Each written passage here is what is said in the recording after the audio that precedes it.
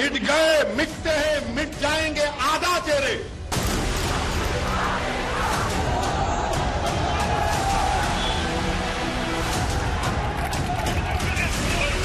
उत्तर प्रदेश का मुख्यमंत्री उत्तर प्रदेश का चीफ जस्टिस बन चुका है।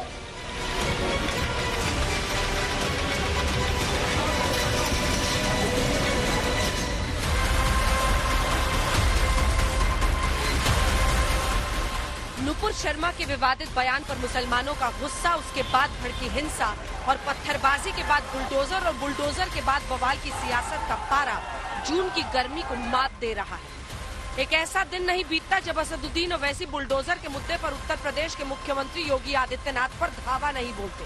बीते दिन ओवैसी साहब का पारा ऐसा चढ़ा कि योगी को चीफ जस्टिस कह दिया तो आज उन्हें सुपर जज कह रहे हैं। तो उत्तर प्रदेश का मुख्यमंत्री उत्तर प्रदेश का चीफ जस्टिस बन चुका है कि वो फैसला करेगा कि किसका घर तोड़ दिया जाए। अगर आफरीन फातिमा के बाप को सजा भी होगी तो घर कैसा तोड़ते हैं आप? उत्तर प्रदेश के चीफ मिनिस्टर तो सुपर चीफ जस्टिस बन चुके हैं, वो खुद अपनी अदालत में किसी को कन्विक्ट करेंगे और घर तोड़ देंगे। अभी से घर तोड़ दो आप। रूल ऑफ लॉ को तो बर्बाद कर रहे हैं आप। जो घर तोड़ा गया आफरीन फातिमा का, वो तो उसकी मां के नाम पे था। आपने झूठी नोटिस दी, आपने झूठा कहा कि पहले नोटिस दी। आपको कोई इख्तियार ही नहीं है घर तोड़ने का।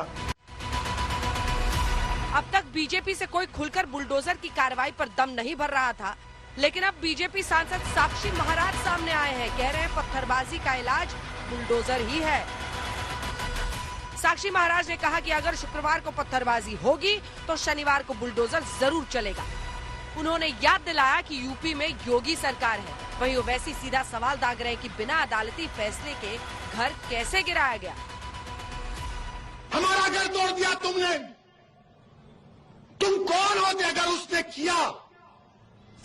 आफरीन फातिमा के बाप ने किया तो कोर्ट में चलाओ ना केस, सजा दिलाओ उसको, जेल में डालो, कोर्ट में कन्विक्ट कराओ। ये नया भारत तो कुछ लोग इसमें विष घोलना चाहते हैं, अस्थिरता फैलाना चाहते हैं। उसी का परिणाम है कि सुनियोजित तरीके से देश में जगह जगह पत्थरबाजी, और हमारे यहाँ तो बाबा योगी आदित्यनाथ है उत्तर प्रदेश में। अगर शुक्रवार को पत्थर चलेगा तो शनिवार को बुलडोजर जरूर चलेगा। नुपुर शर्मा के बयान के बाद उत्तर प्रदेश में भड़की हिंसा में अब तक 13 एफआईआर और 337 लोग गिरफ्तार हुए हैं। दरअसल प्रयागराज में 10 जून यानी जुम्मे को हुई हिंसा के मास्टरमाइंड कहे जा रहे जावेद अहमद उर्फ पंप के घर को बुलडोजर से ढा दिया गया था।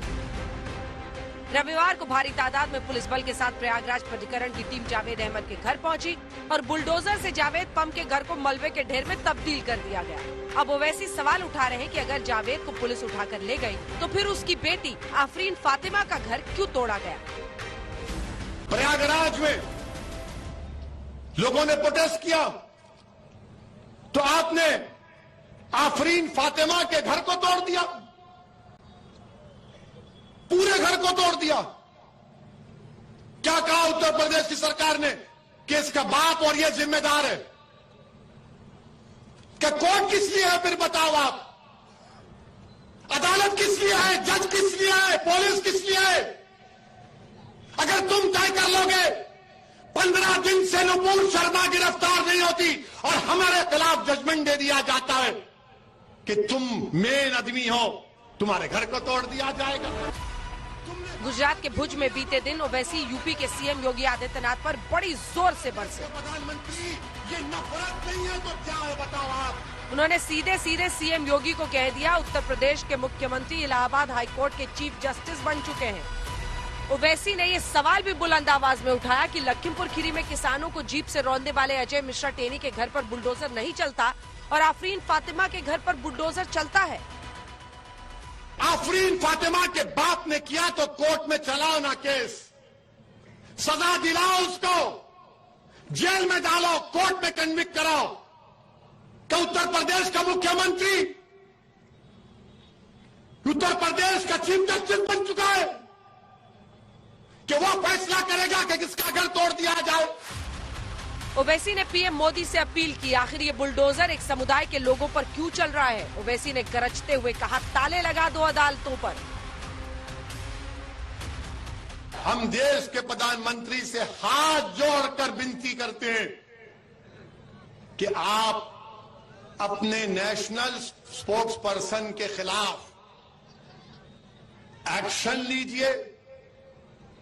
केस रजिस्टर है, पुलिस को तहकीकात करके उनको जेल को भिजाइए और जो आईपीसी और सीआरपीसी के कानून के तहत कोर्ट के जरिए से कोर्ट का फैसला होगा तो उनको सजा मिलनी चाहिए।